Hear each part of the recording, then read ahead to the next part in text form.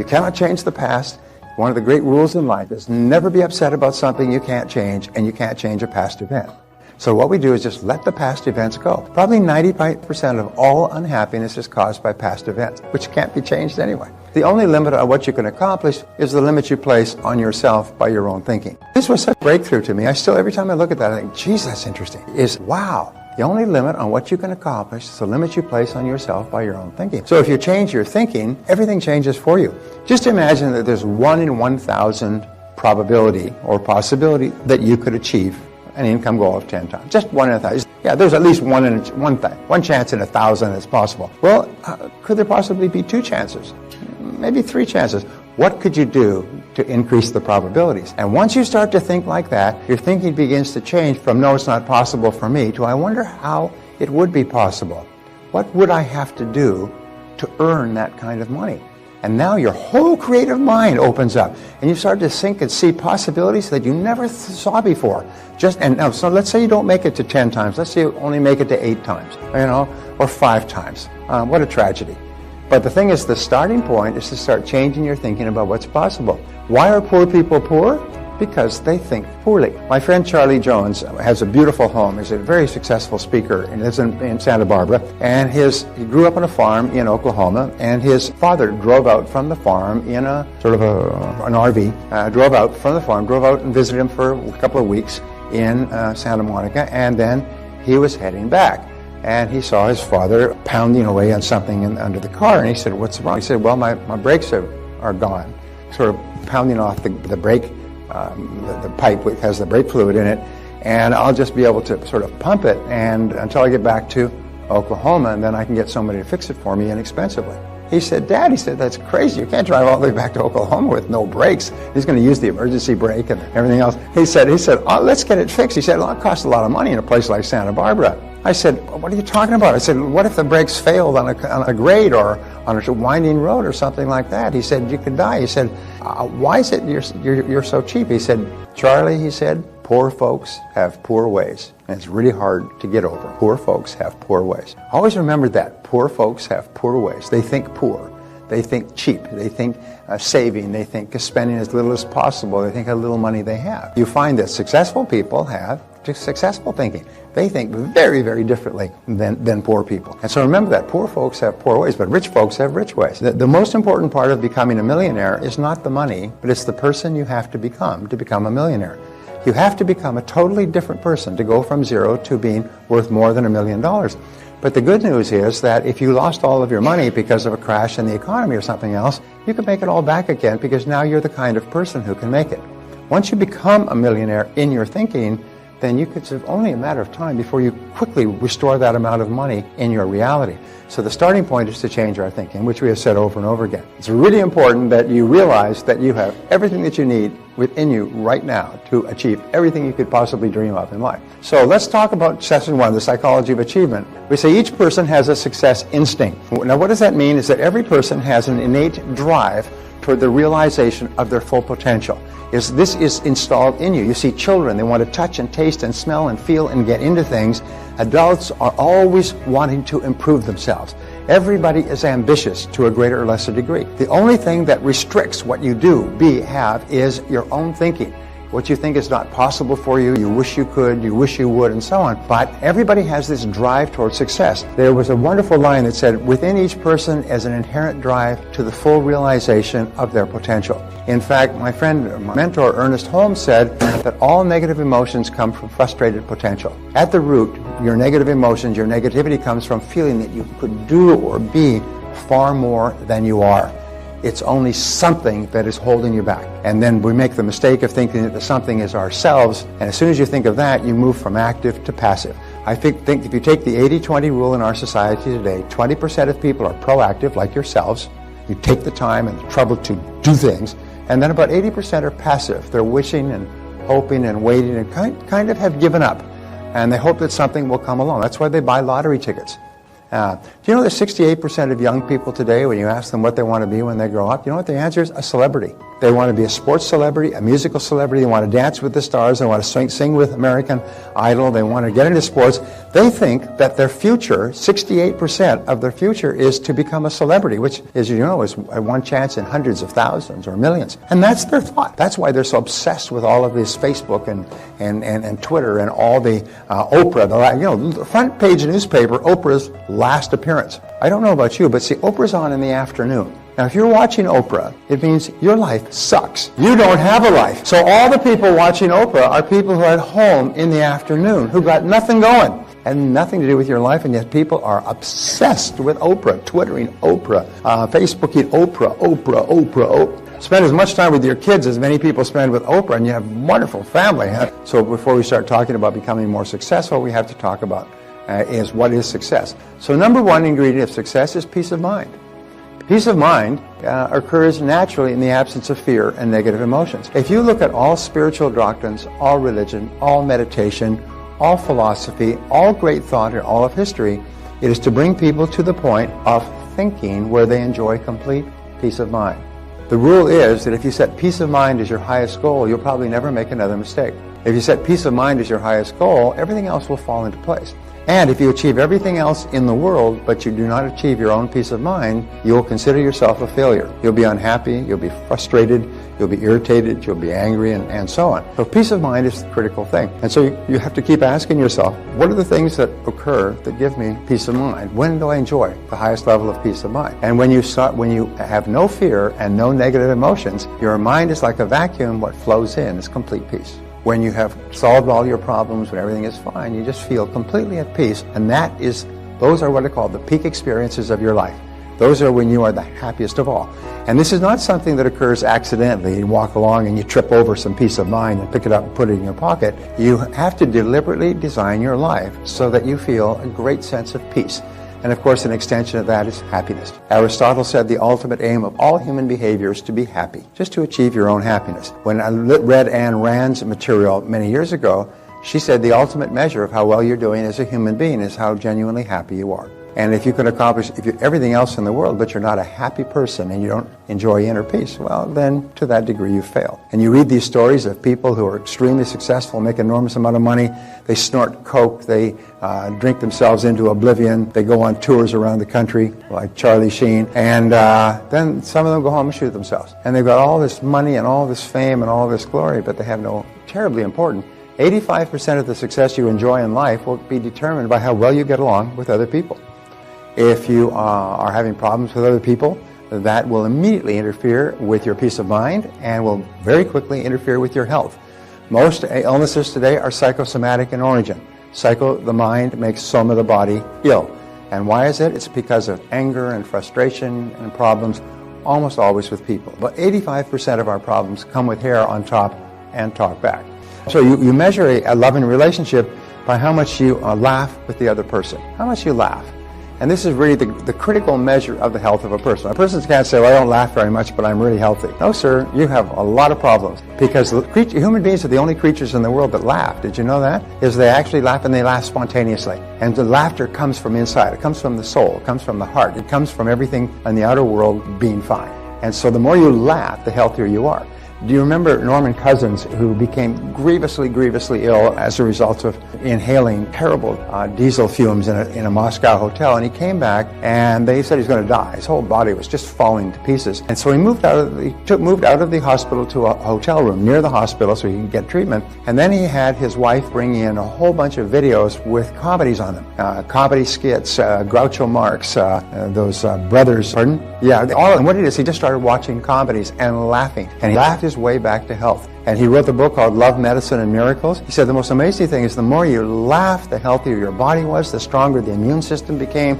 The illness that cursed him to die went away, and he spent the rest of his life just talking and teaching people how important it is to be happy and healthy and optimistic and to laugh a lot. So laughter is how you can tell if a relationship is going well. Financial freedom is a real big issue today. Financial freedom means that you don't worry about money. Worries about money, by the way, are the number one reason for marital breakdown. Worries, disagreements, arguments over money.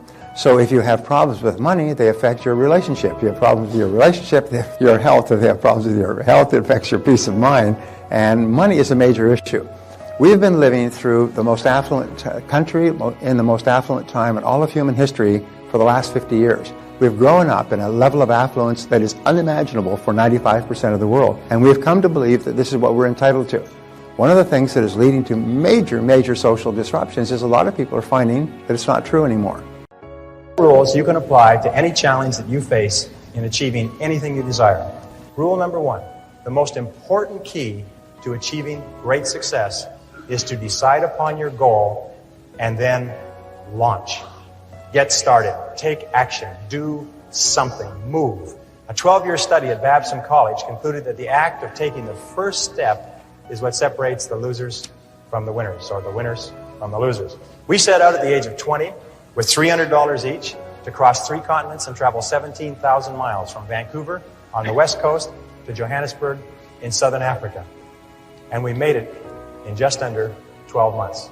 But the most important step was the first one. All the rest followed from that. Number 2, once you've launched towards your goal, never consider the possibility of failure. The Germans have a saying, it's immer vorne, nie zurück. Immer vorne, nie zurück. And it means always forward, never backward. Always forward, never backward. Never consider the possibility of failure. Every person here is here because they refused to quit when the going got rough.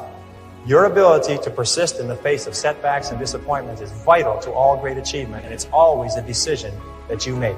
It's not the external environment, it's always the internal environment. Number 3, the biggest goal in the world can be accomplished if you just take it one oil barrel at a time. Thomas Carlyle once wrote that our great business is not to see what lies dimly at a distance, but to do what lies clearly at hand. The only time you will ever have is now. If you live every day, every hour, the best you can, the rest will take care of itself. As the Bible says, sufficient unto the day are the cares thereof. Number 4, watch out for the naysayers. The negative people around you are always telling you that you'll die in the desert. Get around positive people. Get around winners like people in this room. Fly with the eagles and refuse to listen to objections and reasons why you can't succeed. Someone once said that if every possible objection must first be overcome, nothing will ever get done. And truer words were never spoken. Number 5, welcome obstacles and difficulties as valuable and inevitable steps on the ladder of success. Remember that difficulties come not to obstruct, but to instruct. Difficulties come not to obstruct, but to instruct.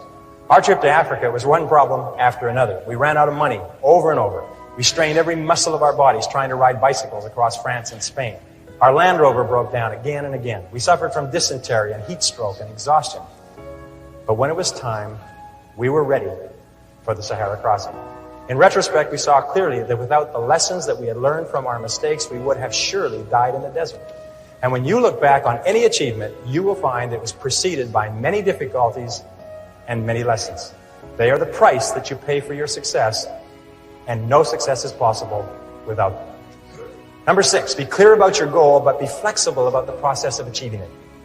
Be willing to change, to try something new. Keep your mind open and fluid and flexible. Be willing to accept feedback from your environment and correct your course. This is a key quality of peak performers. They're not rigid, they're flexible. Remember, it's not what you have, but what you do with what you have that separates winners from losers. It's not what happens to you, but how you respond to what happens to you that counts. In the final analysis, your response to the adversity of life is the real measure of who you are and what you're made of. The Greek philosopher Epictetus once said that circumstances do not make the man or woman, they merely reveal him to himself. When you find out who you really are when you face adversity. And remember, number 7, the last rule is, nobody does it alone. At every step on our journey across Africa, people helped us with advice and with food and with assistance and with money, but especially with warmth and with kindness and with generosity. When life is over, it will be the people that we lived and laughed and loved with that we remember more than anything else. So don't be afraid to ask for help from others. It's a mark of strength and courage and character. And don't be reluctant to give of yourself to others generously. It's the mark of caring and compassion and personal greatness. The reason the Sahara story was so relevant for me was that because after the Sahara, I never felt that there was anything I couldn't do. I felt programmed for success for life, although it took me many years to understand it. And the reason why this story may be of interest to you is because I believe that everyone has a Sahara to cross, perhaps more than one. Many of you are crossing your own Saharas right now. Everyone eventually goes through periods of great difficulty, their own private hells, their dark nights of the soul. But it is by facing whatever life gives us with courage and determination that we grow more surely toward the stars. Let me leave you with the last verse of Carry On. There are some who drift out in the deserts of doubt, and some who in negativity wallow. There are others I know who in piety go because of a heaven to follow. But to labor with zest and to give of your best for the sweetness and joy of the giving, to help folks along with a hand and a song, why there's the real sunshine of living. Carry on, fight the good fight and true. There's big work to do. Believe in your mission, greet life with a cheer. There's big work to do, and that's why you're here. Carry on, let the world be the better for you. So at last when you die, let this be your cry. Carry on, my soul, carry on. If you will resolve, with whatever life hands you, to carry on, there is nothing that can stop you from achieving the greatness for which you were created. Successful people think slowly about important things in their life. And consequences, as you always ask, what are the likely consequences if I do or don't do this? And everything in life is consequences. And the true measure of how really smart you are is your ability to predict the consequences of doing something or not doing it. Quality of your thinking can be measured by how accurately you predict what will happen as a result. One of the greatest thinkers of history, a man named Frederick Bastiat, said the same thing back 200 years ago. He said that the primary consequences of everything you do are good. You eat this, drink this, do this because the primary consequences are good, or why would you do it at all? He said, but it's the secondary consequences that are more important than anything else. And your ability to accurately predict the secondary consequences of a behavior determines your whole life. One of the reasons that they belong, one of the things that they get, is they get ideas that can affect their lives and work long term. So truly superior people are long-term thinkers. And they make the sacrifice, and they travel, and they invest the time and the money. And it's all aimed at long-term results, consequences, what happens as a result of what you do, and then what happens, and then what happens. Pick your most important task each morning and start on that task and discipline yourself to work on that task nonstop until it's done, and don't do anything else. If you can do this, which takes tremendous character, takes tremendous discipline, takes tremendous mental strength. If you can do this, the first time you do this, it will be very hard. You will be so distracted and you want to check your emails and make a call and get some coffee and so on. And what you have to do is you have to discipline yourself to stay at that, wherever you are, and do that task until it's done. Then give yourself a reward. So you get up in the morning, start on your most important task, and discipline yourself to stay at it till it's complete. Then your reward is to check your email. But unfortunately, what do most people do? Is they check their email in the morning and in the afternoon and in the evening. They get up at night. They're just always checking their email. And each time you check your email, they estimate it takes 17 minutes for you to get back to work. It takes 17 minutes for you to get settled down and back to work and so on. And then somebody sends you an email and it goes beep, and you stop. You're doing, and you check your email again. And the email is one of the most wonderful communications devices in the world, but it'll kill you if you just keep checking it. So what you do is you turn it off. I always say, leave it off. Leave it off. Start your task and discipline yourself, and your big reward when you finish your most important task is now you can check your email.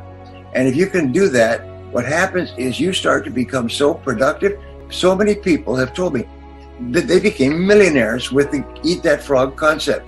Just start. But if you can't do that, by the way, you'll always have to work for someone else who can discipline you to do it.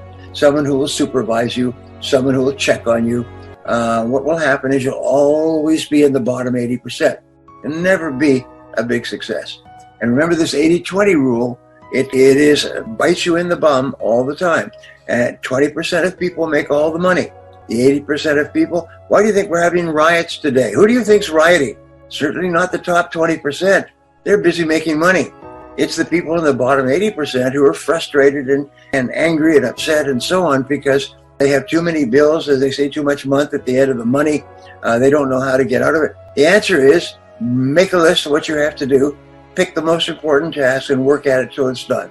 Your whole life will change. People say, what's the key to success? You just had it. And there's no shortcuts, and it doesn't take any genius.